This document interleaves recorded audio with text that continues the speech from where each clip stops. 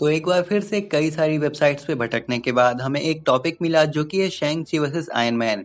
अब I know के कुछ महान आत्माओं के अकॉर्डिंग ये शोडाउन एक तरफा है, but for your kind information मैं आपको टेल यू कि दोनों ही अच्छे कैरेक्टर्स हैं और इसमें कोई भी डाउट नहीं कि आयरन मैन और शैंग ची एक अमेजिंग फाइट देंगे।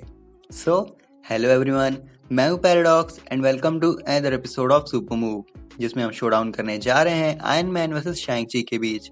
So let's start. तो सबसे पहले बात करते हैं ओरिजिन की। तो आयरन मैन की ओरिजिन सबको पता है, बट आई नो, लेकिन इन शॉर्ट टोनी स्टार्क एक ब्रिलियंट साइंटिस्ट था और वो स्टार्क इंडस्ट्रीज का मालिक था, जो कि एक मिलिट्री वेपन डिजाइनिंग इंडस्ट्री थी। और फिर एक दिन एक टेररिस्ट गैंग ने टोनी को किडनैप कर लिया और फिर एक केव से निकलने के लिए उसने एक आर्क रिएक्टर बना के एक आर्मर बनाया। और इसी के बाद आयरन मैन अपने आर्मर्स को अपग्रेड करते करते अर्थ का बेस्ट डिफेंडर बन गया और उसने ऐसे से पावरफुल फीट्स दिए जो कि हम देखते देखते अपनी उंगलियां चबा जाते हैं। तो अब बात करते हैं आयरन मैन के ब्लीडिंग एज आर्मर की पावर्स के बारे में। अभी आयरन मैन का पहला आर्मर था जो कि नैनो टेक्नोलॉजी को यूटिलाइज करता था। मिड कॉम्बैट फाइट्स में खुद को रिबिल्ड, रीशेप एंड रीडिजाइन करने की एबिलिटी इस सूट को एक परफेक्ट वेपन एंड आर्मरी बना देती है। जैसे कि आयरन मैन ने इस सूट को थैनोस के अगेंस्ट यूज किया था, प्लस इस सूट में केमिकल्स एंड कई तरह के नेसेसरी सब्सटेंसेस स्टोर किए जा सकते हैं, जिससे कि तरह तरह के वेपन्स एंड टूल्स बनाए जाते हैं, including missiles and other explosive and first aid supplies. और एक बार जब ये मटेरियलाइज हो जाता है तो तब ये एक ऑर्गेनिक लाइक मस्कुलर एक्सोस्केलेटन के जैसा अपीयरेंस ले लेता है और इसलिए ये एक skin tight one piece suit जैसा दिखने लगता है, possessing fewer mechanical protrusions than its predecessors. और इसका स्लिमर मस्कुलर डिजाइन इस सूट की फ्लेक्सिबिलिटी, सुपर ह्यूमन स्ट्रेंथ और एजिलिटी को इम्प्रूव कर देता है। Plus long range and close quarter combat में डैमेज को रीबिल्ड करने और वेपन्स को मटेरियलाइज करने के अलावा ये आर्मर अपने प्रेडिसेसर के कंपैरिजन में डिफेंस, वर्सेटैलिटी एंड पावर को हर तरह से वास्टली इम्प्रूव करता है। और एमसीयू में अब तक सिर्फ टोनी ही इस सूट को यूज कर पाया है और ये सूट बिना होस्ट के वर्क नहीं कर सकता जैसे कि आयरन लीजन करता था। बट इस सूट के कई सारे ऐसे फीचर्स हैं जो कि टोनी मेंटली कंट्रोल कर सकता है। ये सूट हमें इन्फिनिटी वॉर में पहली बार देखने को मिला और वो भी बड़ी अमेजिंग एंट्री के साथ।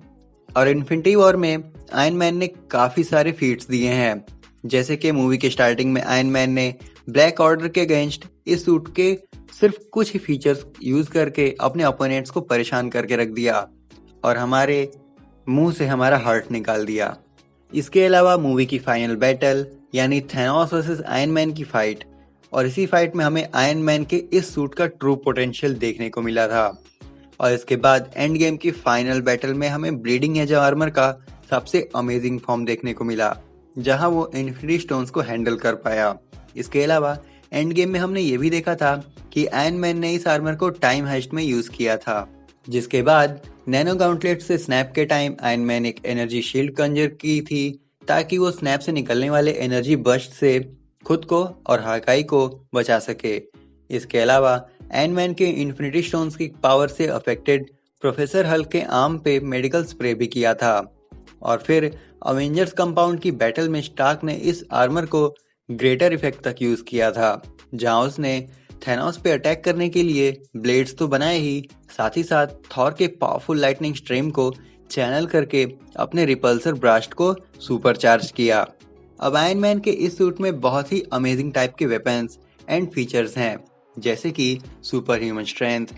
अब इसका एग्जांपल हमें इन्फिनिटी वॉर में देखा था, जब आयरन मैन ने टाइटन बैटल में थैनोस के ऊपर एक बिल्डिंग जितने साइज वाले चंक को लिफ्ट करके ड्रॉप किया था और अपने स्ट्रेंथ पे ही थैनोस को बहुत ही अच्छे तरीके से कूट दिया। बट एंड गेम में थैनोस ने जब टोनी को म्यूनिर के against as a shield use किया तो नॉकआउट हो गया और अनकॉन्शियस हो गया। बट इस फाइनल बैटल में मार्क 85 ने थैनोस के ब्लेड्स को भी कुछ हद तक एनकाउंटर कर लिया था। सुपर ह्यूमन ड्यूरेबिलिटी, अभी आर्मर काफी ज्यादा ड्यूरेबल है। इन्फिनिटी वॉर में हमने देखा कि आयरन मैन ने कल ऑब्सीडियन फोर्सफुल के अटैक को ऑलमोस्ट एंड्योर कर लिया था। इसके अलावा टाइटन बैटल पे इस सूट के थ्रू मीटियोर शावर को विथस्टैंड कर लिया और इस सूट से बनी शील्ड ने पावर स्टोन के ब्लास्ट को भी एंड्योर किया था। बट एक टाइम पे थैनोस ने सिर्फ एक पंच में उसका हेलमेट तोड़ दिया था। इससे ये क्लियर हो जाता है कि टोनी के हेलमेट पे उतना ध्यान नहीं दिया है, और मे बी ये पिछले हिट्स के साथ डैमेज हो गया हो, कुछ भी हो सकता है वैसे। इसके अलावा एंड गेम में म्यूनिर के अटैक को भी झेला था। और इन सबसे अमेजिंग, आयरन मैन के सूट ने इन्फिनिटी स्टोन्स की वास्ट पावर को होल्ड किया और रिलीज्ड एनर्जी को आर्क रिएक्टर में एब्जॉर्ब करते हुए स्नैप किया। इसके अलावा भी आयरन मैन के ब्लीडिंग एज आर्मर में कई सारे फीचर्स हैं, जैसे कि super human speed, super human agility, super human stamina, super human reflexes, flight, unibeam, lasers, energy blades, repulsor cannon, micro missiles. तो अब बात कर लेते हैं हमारे चूड़ियों के बादशाह यानी शैंग-ची के बारे में। शैंग-ची के ओरिजिन की बात करें तो शू वेनवू का बेटा है, जो कि 10 रिंग्स का लीडर है। अब 10 रिंग्स असल में एक तरह की ऑर्गेनाइजेशन है जो कि असैसिनेशन का बिजनेस करती है। अब शैंग-ची के डैड का काम ही ऐसा था कि उसके कुछ राइवल्स थे, और भी खतरनाक। और एक दिन उन्हीं में से कुछ राइवल्स शैंग-ची के आंखों के सामने उसकी मॉम को मार देते हैं उसके डैड से बदला लेने के लिए, जिस वजह से शैंग-ची ने बचपन में ही अपनी मॉम को खो दिया। जिसके बाद उसका डैड शू वेनवू शैंग-ची को अपने 10 रिंग नाम के ऑर्गेनाइजेशन के अंदर अलग अलग मार्शल आर्ट्स और कुंग-फू सिखाता है, और शैंग-ची को अलग अलग तरह के मार्शल आर्ट्स और कुंग-फू मास्टर से मिलके ऐसा ट्रेन कर दिया कि शैंग-ची 14 साल की उम्र में ही एक डेडली असैसिन बन गया था, सेम हंटर एक्स हंटर के किलियो की तरह। जिसके बाद शू वेनवू शैंग-ची को अपनी मॉम की डेथ का रिवेंज लेने भेजता है, और तब हम देखते हैं कि शैंग-ची कैसा किलिंग मशीन बन गया था। उसके बाद शैंग-ची सब कुछ छोड़ के वहां से भाग जाता है और यूएसए में एक सिंपल सी लाइफ जीने लगता है। बट वो फिर से वापस आता है और अपने डैड के इस बुरे ऑर्गेनाइजेशन को रोकता है और अपनी मॉम के विलेज को प्रोटेक्ट करता है। अब शैंग-ची के पावर्स एंड एबिलिटीज की बात करें तो उसने अपने बचपन में मार्शल आर्ट्स और कुंग-फू की इंटेंस ट्रेनिंग ली है, जिसके कारण उसकी बॉडी एक नॉर्मल ह्यूमन के कंपैरिजन में काफी ज्यादा एनहेंस्ड है। इसके अलावा शैंग-ची अपनी मॉम के विलेज की ची पावर्स को कंट्रोल करना सीख जाता है, जिसके बाद उसको मिलती है एयर या विंड मैनिपुलेशन, जिसमें वो विंड मैनिपुलेट कर सकता है, विंड शील्ड, जिसमें वो विंड की एक शील्ड बना के अटैक्स को रोक सकता है, एंड विंड ब्लास्ट, जिसमें वो विंड ब्लास्ट प्रोजेक्ट कर सकता है। इसके अलावा शैंग-ची के डैड की डेथ के बाद 10 रिंग्स का पोजीशन शैंग-ची को मिल गया, और 10 रिंग्स की इनॉर्मस पावर्स शैंग-ची के कंट्रोल में है, जैसे कि सुपर ह्यूमन स्ट्रेंथ। अब 10 रिंग्स के पोजीशन से शैंग-ची की physical strength super human level पे एनहांस हो गई है, जो कि एक नॉर्मल ह्यूमन बीइंग के कंपैरिजन में न्यूमरस टाइम्स ज्यादा है। अब 10 रिंग से मिली शैंग-ची की एनहांस स्ट्रेंथ डिपेंड करती है कि वो कितने रिंग्स एक बार में पहनता है। यूजुअली वो अपने हर एक आर्म में 5 रिंग्स पहनता है, ताकि वो स्ट्रेंथ एनहांसमेंट को इवनली डिस्ट्रीब्यूट कर सके, लेकिन वो सभी रिंग्स को सिंगल आर्म्स में लाके अपने पंच के पावर को डबल कर सकता है। और जब वो अपने फादर के अगेंस्ट फाइट कर रहा था तो वो रिंग्स को अपने लेग्स में भी पहनता है, ताकि वो अपने किक्स की स्ट्रेंथ को इनहेंस कर सके। और वो किक इतना स्ट्रॉन्ग था कि जब उसने अपने फादर को किक मारी तो उसके अराउंड एक ह्यूज शॉकवेव जनरेट हो गया था। Super human durability. अब 10 रिंग्स के पोजीशन से शैंग-ची की physical and energy damage durability एक नॉर्मल ह्यूमन बीइंग के कंपैरिजन में न्यूमरस टाइम ज्यादा रेजिस्टेंट हो गई, और साथ ही साथ काफी ऊंची हाइट के फॉल को विथस्टैंड कर पाना, जिससे कि एक नॉर्मल ह्यूमन बीइंग की डेथ हो सकती थी।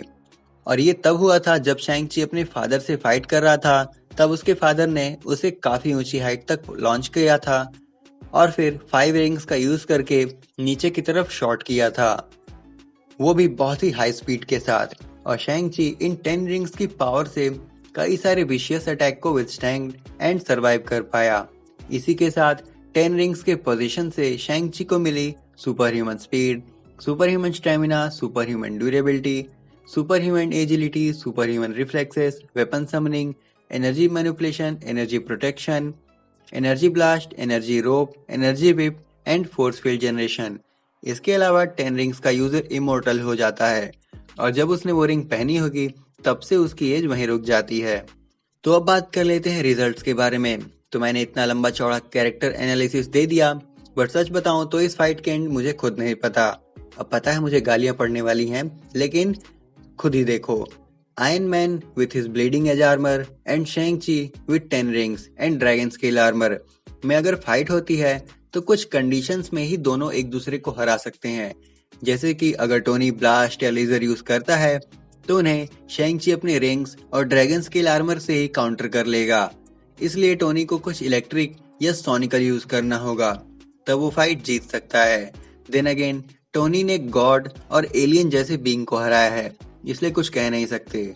अब अगर हम शैंग-ची की बात करें तो अगर इन दोनों की बैटल सिर्फ फिस्ट के बल पे हो तो शैंग-ची के पास काफी ज्यादा एडवांटेज है। अदरवाइज लॉन्ग रेंज अटैक में शैंग-ची टोनी को नहीं हरा सकता। लेकिन यहाँ भी कुछ कहा नहीं जा सकता क्योंकि शैंग-ची ने ड्वेलर इन डार्कनेस को हराया था। तो अब आप हमें कमेंट करके बता सकते हैं कि आपके अकॉर्डिंग कौन इस फाइट को जीत सकता है और क्यों। तो ये था मेरा ओपिनियन आयरन मैन वर्सेस शैंग-ची के बीच के शोडाउन का। अब आप हमें कमेंट करके बता सकते हैं कि इस वीडियो से रिलेटेड आपके क्या थॉट्स हैं और आपके अकॉर्डिंग कौन इस फाइट का विनर होगा। अब अगर आप शज़ैम वर्सेस थॉर के बीच की फाइट देखना चाहते हैं तो डिस्क्रिप्शन में दिए गए प्लेलिस्ट के लिंक पे क्लिक करके आप चेकआउट कर सकते हैं। अब अगर ये वीडियो आप सबको जरा भी पसंद आई हो तो उसे लाइक और शेयर करें और ऐसे कंटेंट्स के लिए हमारे चैनल को सब्सक्राइब करें। सो आज के लिए बस इतना ही, तो हम जल्दी लौटेंगे एक नई वीडियो के साथ। Till then keep watching Super Move. Sayonara.